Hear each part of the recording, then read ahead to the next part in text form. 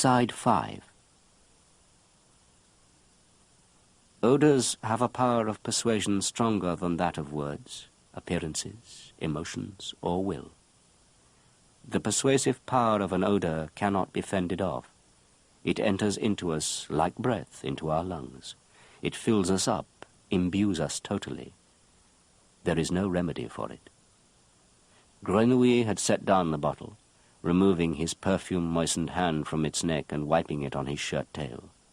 1, 2 steps back, and the clumsy way he hunched his body together under Baldini's tirade sent enough waves rolling out into the room to spread the newly created scent in all directions. Nothing more was needed. True, Baldini ranted on, railed and cursed, but with every breath his outward show of rage found less and less inner nourishment. He sensed he had been proved wrong, which was why his peroration could only soar to empty pathos. And when he fell silent, had been silent for a good while, he had no need of Grenouille's remark. "It's all done." He knew it already. But nevertheless, although in the meantime air heavy with Amor and Psyche was undulating all about him, he stepped up to the old oak table to make his test. He pulled a fresh, snowy white lace handkerchief from his coat pocket, the left one, unfolded it, and sprinkled it with a few drops that he extracted from the mixing bottle with the long pipette. He waved the handkerchief with outstretched arm to aerate it, and then pulled it past his nose with the delicate, well-practiced motion, soaking up its scent. Letting it out again in little puffs, he sat down on a stool. Where before his face had been bright red with erupting anger, all at once he had grown pale. "Incredible," he murmured softly to himself. "By God, incredible." And he pressed the handkerchief to his nose again, and sniffed and shook his head, and muttered, "Incredible." It was Amor and Psyche, beyond the shadow of a doubt. Amor and Psyche, that despicable, ingenious blend of scents, so exactly copied that not even Pélissier himself would have been able to distinguish it from his own product. Incredible. Small and ashen, the great Baldini sat on his stool, looking ridiculous, with handkerchief in hand, pressing it to his nose like an old maid with the sniffles. By now he was totally speechless. He didn't even say incredible anymore, but nodding gently and staring at the contents of the mixing bottle, could only let out a monotone,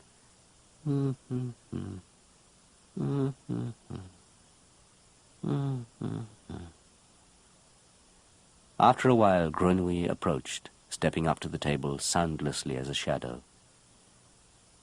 "It's not a good perfume," he said. "It's been put together very bad, this perfume has." Said Baldini, and Grenouille continued, "If you'll let me, maître, I'll make it better. Give me a minute and I'll make a proper perfume out of it." Said Baldini, and nodded. Not in consent, but because he was in such a helplessly apathetic condition that he would have said and nodded to anything. And he went on nodding and murmuring and made no effort to interfere as Grenouille began to mix away a second time, pouring the alcohol from the demijohn into the mixing bottle a second time, right on top of the perfume already in it, tipping the contents of flacons a second time in apparently random order and quantity into the funnel. Only at the end of the procedure, Grenouille did not shake the bottle this time, but swirled it about gently, like a brandy glass, perhaps in deference to Baldini's delicacy, perhaps because the contents seemed more precious to him this time. Only then, as the liquid whirled about in the bottle, did Baldini awake from his numbed state and stand up, the handkerchief still pressed to his nose, of course, as if he were arming himself against yet another attack upon his most private self. "It's all done, maître," Grenouille said. "Now it's a really good scent." Yes, fine, Baldini replied and waved him off with his free hand. Don't you want to test it? Grenouille gurgled on. Don't you want to, maître? Aren't you going to test it? Later. I'm not in the mood to test it at the moment. I have other things on my mind. Go now, come on. And he picked up one of the candlesticks and passed through the door into the shop. Grenouille followed him. They entered the narrow hallway that led to the servants' entrance. The old man shuffled up to the doorway, pulled back the bolt, and opened the door. He stepped aside to let the lad out. Can't I come to work for you, maître? Can't I? Grenouille asked, standing on the threshold, hunched over again, the lurking look returning to his eye. I don't know, said Baldini. I shall think about it. Go. And then Grenouille had vanished, gone in a split second, swallowed up by the darkness. Baldini stood there and stared into the night. In his right hand he held the candlestick, in his left the handkerchief, like someone with a nosebleed. But in fact he was simply frightened. He quickly bolted the door. Then he took the protective handkerchief from his face, shoved it into his pocket, and walked back through the shop to his laboratory. The scent was so heavenly fine that tears welled into Baldini's eyes. He did not have to test it. He simply stood at the table in front of the mixing bottle and breathed. The perfume was glorious. It was to Amor and Psyche as a symphony is to the scratchings of a lonely violin. And it was more. Baldini closed his eyes and watched as the most sublime memories were awakened within him. He saw himself as a young man walking through the evening gardens of Naples. He saw himself lying in the arms of a woman with dark, curly hair, and saw the silhouette of a bouquet of roses on the windowsill as the night wind passed by. He heard the random song of birds and the distant music from a harbour tavern. He heard whisperings at his ear. He heard, I love you, and felt his hair ruffle with bliss. Now, at this very moment.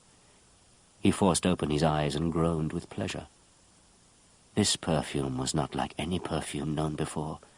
It was not a scent that made things smell better, not some sachet, some toiletry. It was something completely new, capable of creating a whole world, a magical, rich world. And in an instant you forgot all the loathsomeness around you and felt so rich, so at ease, so free, so fine. The hairs that had ruffled up on Baldini's arm fell back again, and a befuddling peace took possession of his soul. He picked up the leather, the goat leather lying at the table's edge, and a knife, and trimmed away. Then he laid the pieces in the glass basin and poured the new perfume over them. He fixed a pane of glass over the basin, divided the rest of the perfume between two small bottles, applied labels to them, and wrote the words Nuit Napolitaine on them. Then he extinguished the candles and left. Once upstairs, he said nothing to his wife while they ate. Above all, he said nothing about the solemn decision he had arrived at that afternoon. And his wife said nothing either, for she noticed that he was in good spirits, and that was enough for her. Nor did he walk over to Notre Dame to thank God for his strength of character. Indeed, that night he forgot, for the first time ever, to say his evening prayers. The next morning he went straight to Grimal. First he paid for his goat leather, paid in full without a grumble or the least bit of haggling. And then he invited Grimal to the Tour d'Argent for a bottle of white wine and negotiations concerning the purchase of Grenouille, his apprentice. It goes without saying that he did not reveal to him the whys and wherefores of this purchase. He told some story about how he had a large order for scented leather, and to fill it he needed unskilled help. He required a lad of few needs who would do simple tasks, cutting leather and so forth. He ordered another bottle of wine and offered 20 livres as recompense for the inconvenience the loss of Grenouille would cause Grimal. 20 livres was an enormous sum. Grimal immediately took him up on it. They walked to the tannery, where, strangely enough, Grenouille was waiting with his bundle already packed.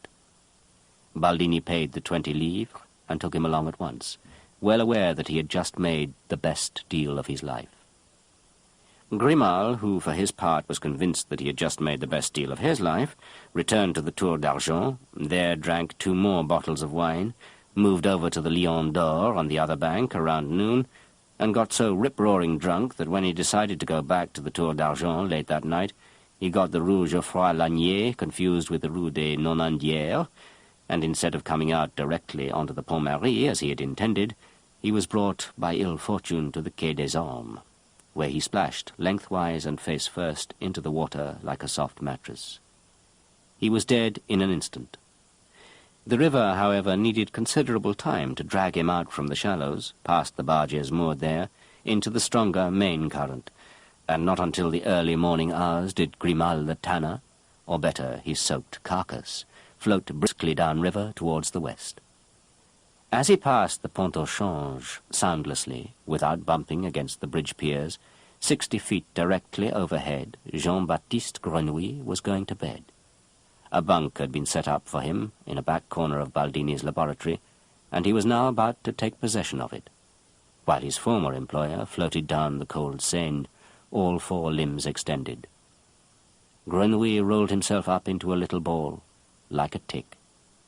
As he fell off to sleep, he sank deeper and deeper into himself, leading the triumphant entry into his innermost fortress, where he dreamed of an odoriferous victory banquet, a gigantic orgy with clouds of incense and fogs of myrrh, held in his own honor.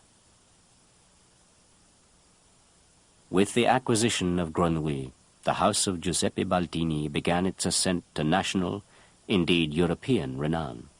The Persian chimes never stopped ringing, the herons never stopped spewing in the shop on the Pont au Change. The very first evening, Grenouille had to prepare a large demijohn full of Nuit Napolitaine, of which over 80 flacons were sold in the course of the next day. The fame of the scent spread like wildfire. Chénier's eyes grew glassy from the moneys paid, and his back ached from all the deep bows he had to make, for only persons of high, indeed highest rank, or at least the servants of persons of high and highest rank, appeared. One day the door was flung back so hard it rattled. In stepped the footman of Count d'Argenson and shouted, as only footmen can shout, that he wanted 5 bottles of this new scent. Chénier was still shaking with awe 15 minutes later, for Count d'Argenson was commissary and war minister to His Majesty, and the most powerful man in Paris. While Chénier was subjected to the onslaught of customers in the shop, Baldini had shut himself up in his laboratory with his new apprentice. He justified this stage of affairs to Chénier with a fantastic theory that he called division of labor and increased productivity. For years, he explained, he had patiently watched while Pélissier and his ilk, despisers of the ancient craft all, had enticed his customers away and made a shambles of his business. His forbearance was now at an end. He was accepting their challenge and striking back at these cheeky parvenus, and, what was more, with their own weapons. Every season, every month, if necessary, every week, he would play trumps a new perfume. And what perfumes they would be! He would draw fully upon his creative talents, and for that it was necessary that he, assisted only by an unskilled helper, would be solely and exclusively responsible for the production of scents, while Chénier would devote himself exclusively to their sale. By using such modern methods, they would open a new chapter in the history of perfumery, sweeping aside their competitors and growing incomparably rich. Yes, he had consciously and explicitly said they, because he intended to allow his old and trusted journeyman to share a given percentage of these incomparable riches. Only a few days before, Chénier would have regarded such talk as a sign of his master's incipient senility. Ready for the charité, he would have thought. It won't be long now before he lays down the pestle for good. But now he was not thinking at all. He didn't get around to it. He simply had too much to do. He had so much to do that come evening he was so exhausted he could hardly empty out the cash-box and siphon off his cut. Not in his wildest dreams would he have doubted that things were not on the up-and-up, though Baldini emerged from his laboratory almost daily with some new scent. And what scents they were! Not just perfumes of high, indeed highest quality, but also creams and powders, soaps, hair tonics, toilet waters, oils. Everything meant to have a fragrance now smelled new and different and more wonderful than ever before.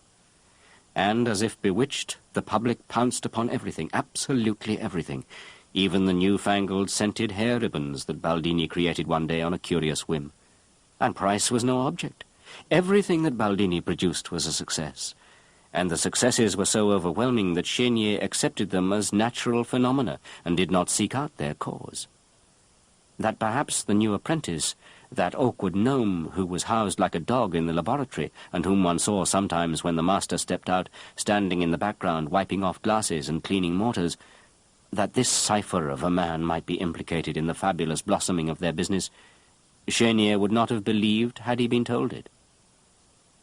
Naturally, the gnome had everything to do with it. Everything Baldini brought into the shop and left for Chénier to sell was only a fraction of what Grenouille was mixing up behind closed doors. Baldini couldn't smell fast enough to keep up with him. At times he was truly tormented by having to choose among the glories that Grenouille produced. This sorcerer's apprentice could have provided recipes for all the perfumers of France without once repeating himself, without once producing something of inferior or even average quality. As a matter of fact, he could not have provided them with recipes, i.e. formulas, for at first Grenouille still composed his scents in the totally chaotic and unprofessional manner familiar to Baldini, mixing his ingredients impromptu and in apparent wild confusion. Unable to control the crazy business, but hoping at least to get some notion of it, Baldini demanded one day that Grenouille use scales, measuring glasses, and the pipette when preparing his mixtures, even though he considered them unnecessary. Further, he was to get used to regarding the alcohol not as another fragrance, but as a solvent to be added at the end, and for God's sake he would simply have to go about things more slowly, at an easier and slower pace as befitted a craftsman. Grenouille did it, and for the first time Baldini was able to follow and document the individual manoeuvres of this wizard. Paper and pen in hand, constantly urging a slower pace, he sat next to Grenouille and jotted down how many drams of this, how many level measures of that, how many drops of some other ingredient wandered into the mixing bottles. This was a curious after-the-fact method for analyzing a procedure. It employed principles whose very absence ought to have totally precluded the procedure to these sublime scents. And when he had once entered them in his little book and entrusted them to his safe and his bosom, he no longer doubted that they were now his and his alone. But Grenouille, too, profited from the disciplined procedures Baldini had forced upon him. He was not dependent on them himself. He never had to look up an old formula to reconstruct a perfume weeks or months later, for he never forgot an odor. But by using the obligatory measuring glasses and scales, he learned the language of perfumery, and he sensed instinctively that the knowledge of this language could be of service to him. After a few weeks, Grenouille had mastered not only the names of all the odors in Baldini's laboratory, but he was also able to record the formulas for his perfumes on his own and, vice versa, to convert other people's formulas and instructions into perfumes and other scented products. And not merely that. Once he had learned to express his fragrant ideas in drops and drams, he no longer even needed the intermediate step of experimentation. When Baldini assigned him a new scent, whether for a handkerchief cologne, a sachet, or a face paint, Grenouille no longer reached for flacons and powders, but instead simply sat himself down at the table and wrote the formula straight out. He had learned to extend the journey from his mental notion of a scent to the finished perfume by way of writing down the formula. For him it was a detour. In the world's eyes, that is, in Baldini's, it was progress. Grenouille's miracles remained the same, but the recipes he now supplied along with them removed the terror, and that was for the best. The more Grenouille mastered the tricks and tools of the trade, the better he was able to express himself in the conventional language of perfumery, and the less his master feared and suspected him. While still regarding him as a person with exceptional olfactory gifts, Baldini no longer considered him a second Frangipani, or worse, some weird wizard, and that was fine with Grenouille. The regulations of the craft functioned as a welcome disguise.